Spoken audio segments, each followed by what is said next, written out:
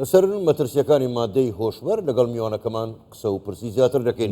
میوانەکەمان بەڕێز فازل ئەبوو ڕغیف شارەزای ئەمنی و سەربازی کە ڕاستەوخۆ لە ستۆدیۆکانمان لە شاری بەغداوە لەگەڵماندایە. بەڕێز ئەبوو ڕغیف شەوتان باش، سپاس بۆ بەشداریکردنتان لەگەڵمان. بۆ خۆ دەزانی جگە لە داعش کە گەورەترین مەترسیە، ئێستا مەترسی مادەی هۆشبەریش هەڕەشەیە لە سەر عێراق. هۆکاری بڵاوبوونەوەی مادەی هۆشبەر چییە؟ چێن ئەوانەی لە پشت بڵاوکردنەوەی مادەی هۆشبەرەون؟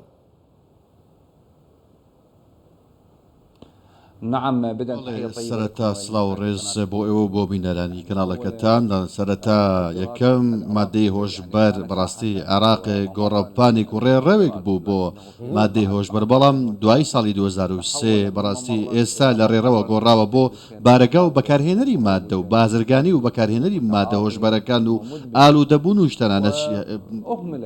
بەڕاستی دۆسیەی مادە هۆشبەرەکان پراوێست خراوەت لە 2023ەوە پراوێست تا ساڵی 2021 بەڕاستی بەرەنگاربوونەوەی مادە هۆشبەرەکان بەڕاستی فەرامۆش کراوە. ئایا هۆکارەکەی بابەتی بەرەنگاربوونەوەی ڕێکخراوەکانی داعش و قاعیدەیە یاخود نەخێر یاخود ئەم دۆسیەیە بەڕاستی فەرامۆش کراوە دەتوانین بڵێن.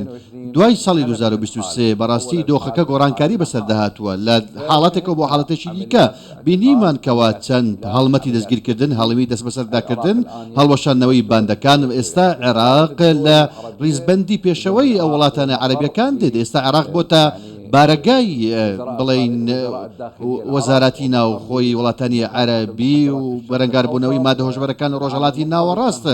ساڵی ڕابردوو کۆنگرەیەک هەبوو بۆ پێشدوو مانگ بە هەمان شێوە کۆنگرەیەک هەبوو بۆ وەزیرانی ناوخۆی عەرەب کە لە کۆنگرەکە لە بەغدا بەسترا.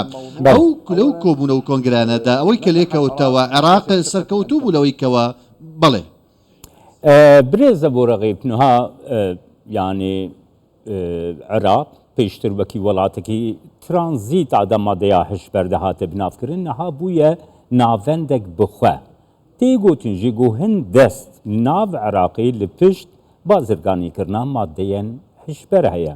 تو چی دەبێت؟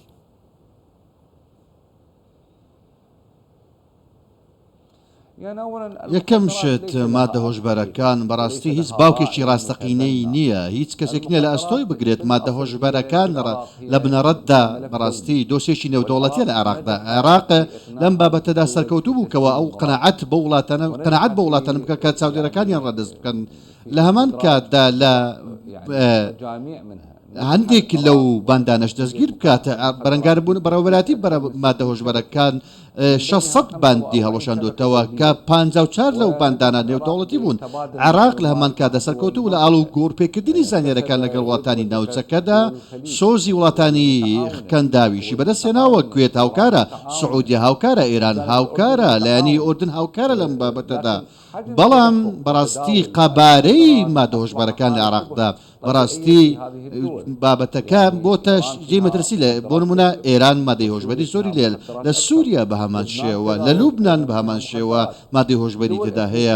وڵاتانی ئەفریقا و وڵاتانی ئەمریکای لاتینیش بە هەمان شێوە ئەو مادە هۆشبەرانە بە هەناردە دەکەن دواتر بۆ عێراق دێنێت. بەڵام عێراق لەم بابەتەدا لە ساڵی 2023دا سەرکەوتوو بوو لە دەست بەسەرداگرتن لە 30 تۆن بە مادەی هۆشبەر. هەروەها سزا بۆ سەر چەندین کەسکە دەرچووە. لە هەمان کاتدا وەستاندنی چەندین کەسی دیکەش لە ساڵی 2024دا لە 120 کەسی دیکەس لە سێدارە دران، 600 کەسی دیکە زینداری هەتایی دران. 7 تۆن مادەی هۆشبەریش دەستی بەسەرداگیراوە. لە هەمان کاتدا بازرگانی نێودەوڵەتیش هەنکەوە لە ئاستی ڕۆژهەڵاتی ناوەڕاستدا دەستگیر کراون لەلایەن بەڕێوەبەراتی بەرەنگاربوونەوەی مادە هۆشبەرەکان. ئەمە بەخۆی لە ڕاستیدا دەستکەوتە. بەڵگەشت بۆ ئەمە ئەوەیە کە کارتۆنی کەپتاگۆن، یەک کارتۆنی کەپتاگۆن حەبی کەپتاگۆن لە 2 ساڵ لەمەبەر یەک سندوقی بە $15,000 دەفرۆشە. بەڵام ئێستا زیاترە. 1 غرامی کریستال بە 6,000 دینار دەفرۆشە. بەڵام ئێستا 1 گرامی بە 50,000 دینار دەفرۆشە. کەواتە ئێستا لە کمی داوە بەهۆی چیەوە؟ بەهۆی چاودێری دەوڵەتەوەیە. زۆر باشە. بەڕێزە بۆ ڕغیف ئێوە ئاماژەتان بە خاڵێکی گرنگدا ئێستا بەکارهێنانی مادەی هۆشبەر لە عێراق بۆتە دیاردە ئەگەر کۆنتترۆڵ نەکرێت لەگەڵ ئەو هەموو قەیرانەی لە عێراقدا هەیە ئایا کۆمەڵگەی عێراقی بە یەکجاری بەرەو داڕمان نابات؟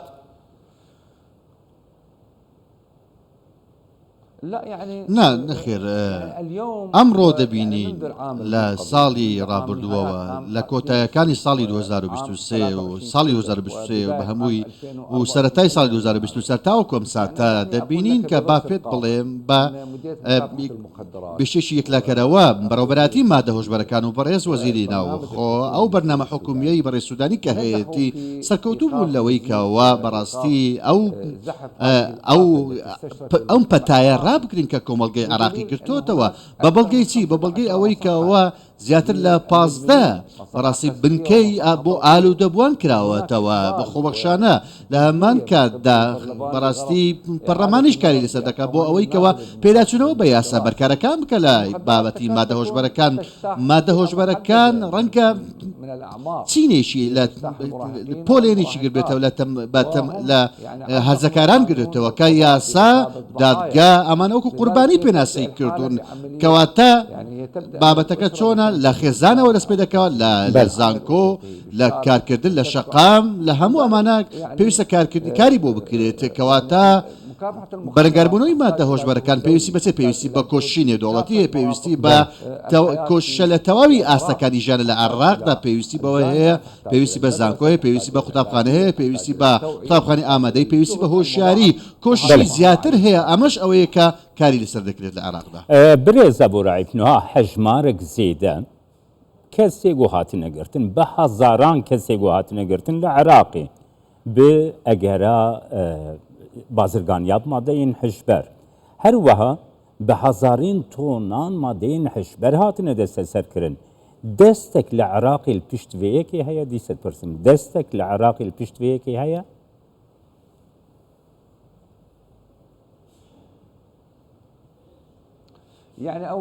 یەکەم هیچ لایەنێکی سیاسی نییە ئاشکرا کە پاڵپشتی لە هاندانی مادەی هۆشبەر و بازرگانی بە مادەی هۆشبەر بکات بە شێوەیەکی ئاشکرا بێگومان هیچ لایەنێک نییە ئەمە لە ڕێگەی دەواازە داخراوەکانەوە دێت ئەمە بەڕاستی هەندێک قفلی تدایە قفلی تایبەتی تێدا هەیە بەڵام ئەوەی کە پێویست بە چاودێری هەیە ئەوەی لێکەوتۆتەوە ئەمە هەندێک لە بازرگانی دەوڵەتەکانی وەستاندووە نەخێر زیاتر لەمە کەواتە هەندێک بازرگانی هەند بازرگانی نێودەوڵەتی بەڕاستی لە وڵاتانی ناوچەکە دەهاتن لە وڵاتانی کە هاوسنووری لەگەڵ عێراق یاخۆ لە وڵاتانی کە هاوسنووری لەگەڵ عێراق لەم بابەتەدا سەرکەوتوو بوو لەوەی کە هاوکاری بکات لەگەڵ وڵاتانی کەندا و لەگەڵ ئێران لەگەڵ ئوردن و سووریا بە ئەمان شێوە بازرگانانی بادی هۆشبەرکەوە بەڕاستی بە شێوەی کۆر بازرگانی بە مادەی هۆشبەرەوە دەکەن نەک بەتاکە بەم قەبارە زۆرە کە دەگاتە بە تۆن بازرگانی پێوە دەکرێت سپاس بۆتە فازڵە بۆ ڕایف شارەزایە و لێوی سەربازیش بەغدای گەلمە